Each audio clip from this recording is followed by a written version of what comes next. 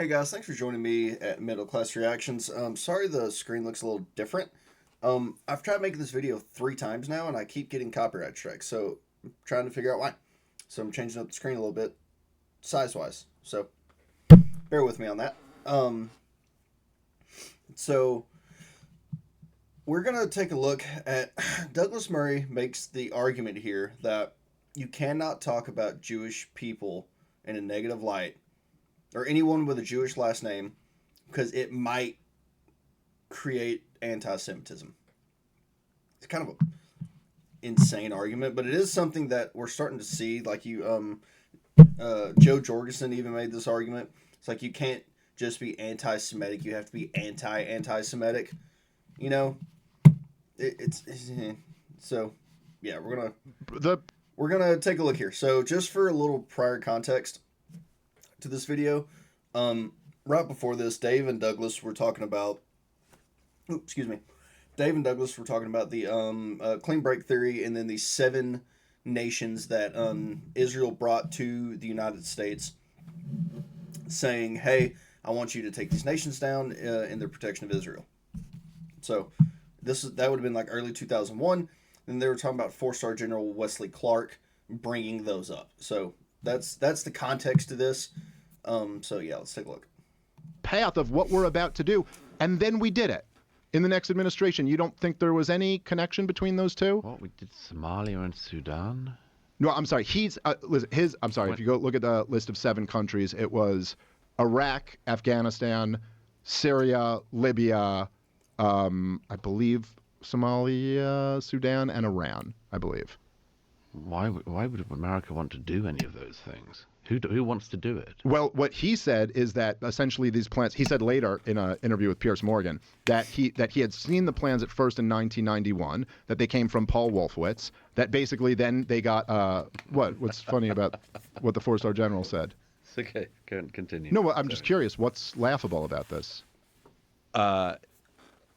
Paul Wolfowitz is a great figure for almost any deep conspiracy in this country because he was a Deputy Secretary of Defense at the highest in his life. He is forever being ascribed almost supernatural power. I don't think anyone's the highest position he ever got to was as Donald Rumsfeld's deputy, and it's a very strange thing always when Wolfowitz's name comes up because he was a relatively low-level person to whom almost everything can be ascribed. And I didn't describe. Again, this is such a straw man. Anyway, I didn't ascribe. Dave Smith didn't make that argument at all. Like, by the way, guys, sorry for the tissue. I'm kind of getting a little head cold, so do apologize.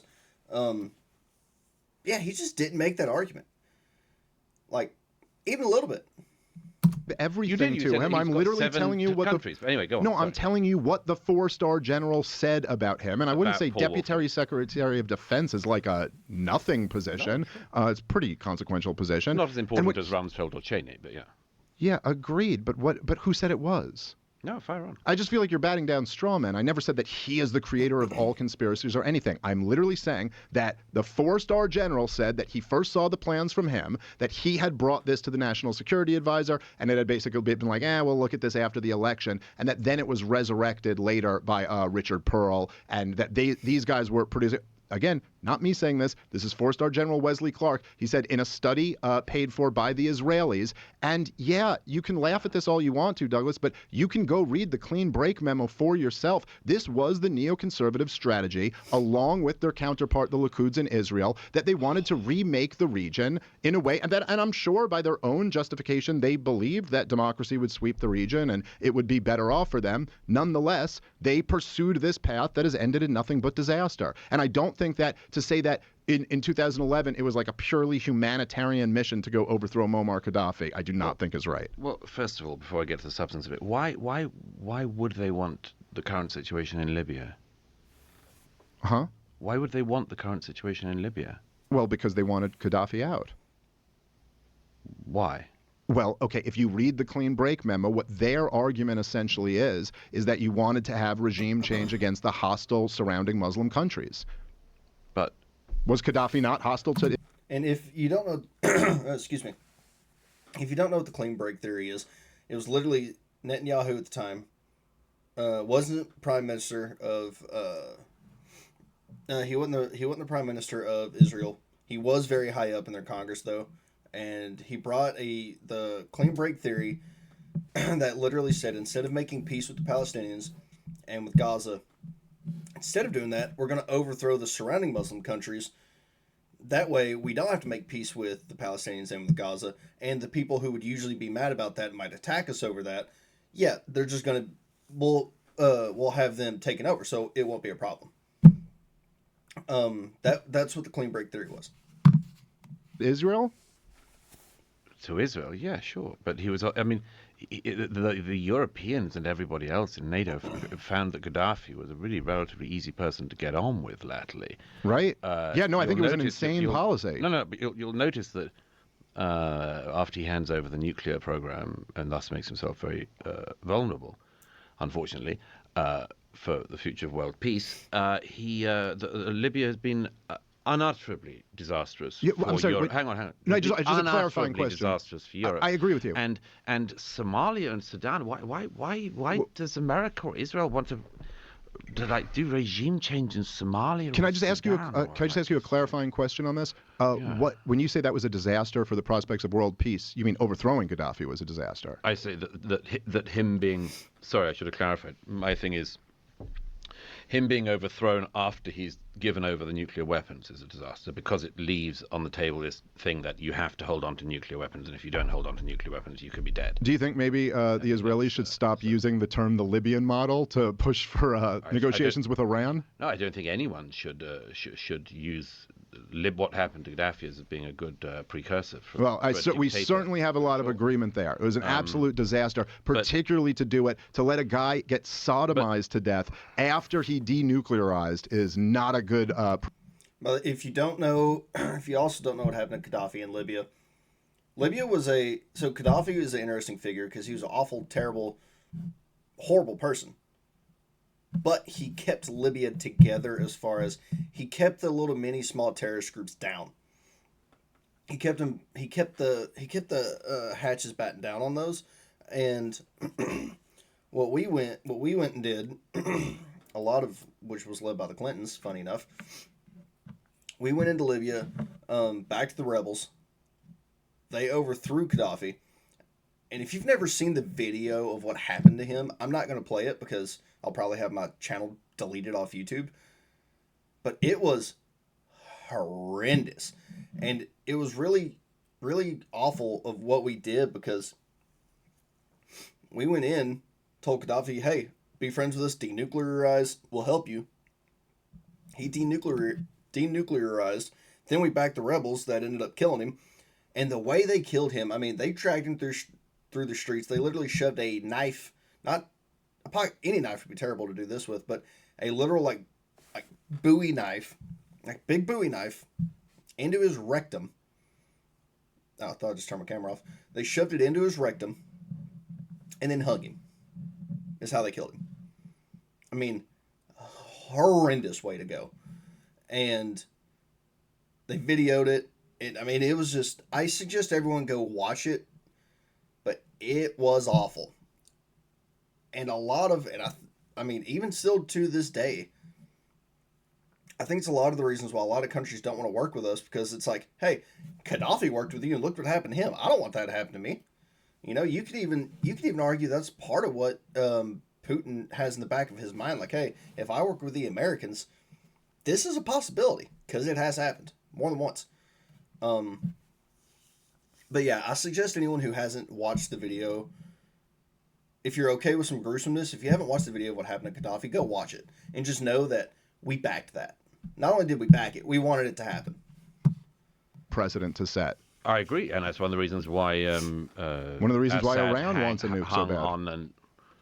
I'm not sure it's just to avert being sodomized to death, as you put it. But yeah, they want a nuke because if you like what the Iranian revolutionary government's done since 1979, you'd love what they'll do with the world when they've got a nuke. But anyway, put that aside for a second. I'm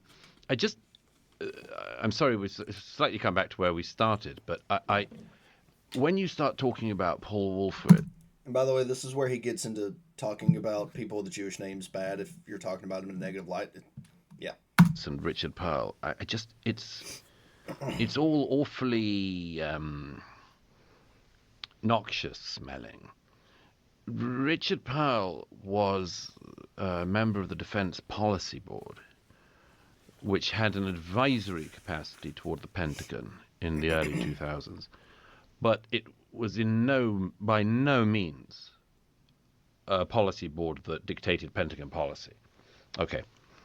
In the last 30 years of American foreign policy, there have been many major actors. Paul Wolfowitz is a relatively major one. But we come slightly back full circle. In my view, I'm not saying you're guilty of this, certainly not knowingly. In my view, when people start talking about Paul Wolfowitz, I always remember that line of Mark Stein's many years ago, and he said, you can't help thinking that one of the reasons why people find Wolfowitz so appealing to talk about is that his name starts with a nasty animal and ends Jewish. That is a funny thing to say. People love saying Wolfowitz. It's such a great name. It is for an evil villain in a movie. You can say, aha, he's perfect for it. Perfect for it. And he looks perfect for it. Right, you'll say, oh, the crafty Paul Wolfowitz. His crazy eyebrows. Hawk. So you're a bigot. You're a Jew hater if you mention the neocons? No. Just let me continue with the thought. Mm-hmm. So I remember those days. I don't know if you caught that. Dave can already see where this is going. Let me go back just a teensy. Wolfowitz so appealing to talk about is that his name starts with a nasty animal and ends Jewish. That is a funny thing to say. People love saying Wolfowitz. It's such a great name. It is. Listen to this coming up, what Dave says. Or an evil villain in a movie. You can say, aha, he's perfect for it. Perfect for it. And he looks perfect for it. Right, you'll say, oh, the crafty Paul Wolfowitz. His crazy eyebrows. Hawk. So you're a bigot. You're a Jew hater if you mention the neocons? No. Just let me Dave can already see this argument coming a mile away. Continue with the thought. Mm-hmm. So I remember those days, and his boss, Donald Rumsfeld, was like the ruler of the world at that time. He had such charisma, such genius was attributed to him for the initial invasion of Iraq. Like people, you can't imagine the admiration that existed in the defense establishments around the world for Rumsfeld. Dick Cheney was so powerful that people of right and left, particularly on the left, spent all those years in the W. Bush administration saying W. wasn't the real president. He was being run by Dick Cheney because he was the brilliant, etc., etc. You're certainly listening to him at the beginning. Okay, but I'm just saying it goes back to this thing of when certain ideas catch hold and what's really going on in them. Now, to attribute American foreign policy in the last 40 years to Paul Wolfowitz and Dick Pearl is, knowingly or otherwise, to encourage a conspiracy that has very obvious legs. And I just urge... No one's done that in this podcast. Like, literally nobody's made that argument. You not to do it. Okay, let me respond to this. Also, remember that part right there where he just said, I urge you not to do it. Remember that. A little bit. First of all, it is not at all saying that these guys therefore just control everything. I'm just pointing out what a 4-star general claimed, where plans originated, and that they ended up being implemented. That doesn't mean that they were the absolute ruler or arbiter of what was going to happen. But again, I gotta say, for you to say that I can't bring up the neoconservatives... I never said you couldn't. I just laughed. He literally just said, I urge you not to do it. Just said that. Let me just... Right. But the implication is that I'm unwittingly giving fertile ground to some, like, Jew-hating conspiracy if I bring up a guy who's got a Jewish last name who was a consequential person in our government. This is, like, identical to the arguments of the woke left. That would just be like, oh, if you even say something... You know, if you bring up the crime rate in Chicago, you're basically a bigot because other people could take this and run with it. Come on. No, you come on. What's the argument? Look, if you said to me, I said a four-star general said something, and there's no. What's the response? If you said to me, or somebody said to me, don't you think that some people are running the global financial system? And I said, possibly. And I said, who do you think it is? And they said, the Rothschilds. I think I'd be right in saying there was something a bit off about the character of the person doing that, because it seemed like they were playing to some kind of lazy old trope. Saying that one of the richest families to ever walk on the planet might have something to do with running the government? I think similarly that if you give the implication that a cabal of people, particularly, and you should be really careful about this because of the people who will come up underneath you, if you give the implication that these cabals exist and you decide to elevate the Jews or people with Jewish names in it and then play down the non-Jews, I can tell you, you will be opening up a world of madness. Okay, so the argument he's making here is that, hey, you can't talk about people with Jewish last names because reasons. It's wild, the argument he's actually trying to make here. Am I really playing down the non-Jews? I mean, go look at the stuff that I've said about Obama, about George W. Bush. You said Middle East policy is Dick Pearl and Paul Wolfowitz, and I said, no. I mean, he literally never said. Dave Smith literally never said that. It's funny to me that out of that, because Dave Smith said, hey, Paul Wolfowitz is where General Wesley Clark got this information from, and then moved past it. He mentioned Paul Wolfowitz's name like once, and then went and moved past it and was talking about General Wesley Clark. And what out of that Douglas Murray got was he heard Paul Wolfowitz and then has went on this tyrant about not talking about people with Jewish names. And then is making an argument that Dave never made. This is why I'm saying this is a woke leftist tactic. I literally just mentioned that a 4-star general said this. I'm quoting him. And now you're telling me that this is the same thing as promoting... Don't pretend to me that when you quote somebody, it's a totally arbitrary thing which you just pluck out of the air.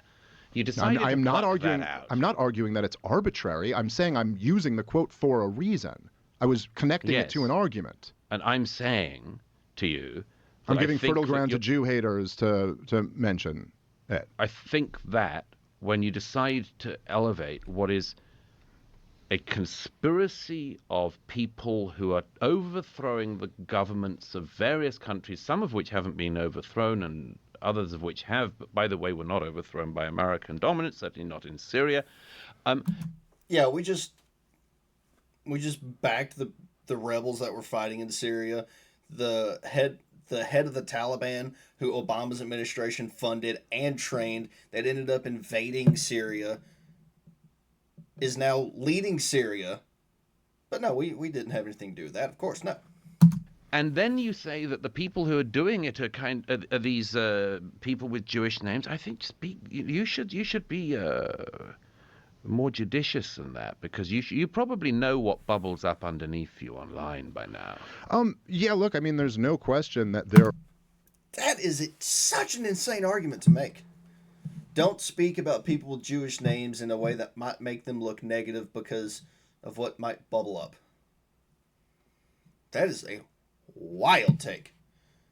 Yeah, that's what we got today on this part of the video here. I just can't. That's a insane take to make. An insane argument.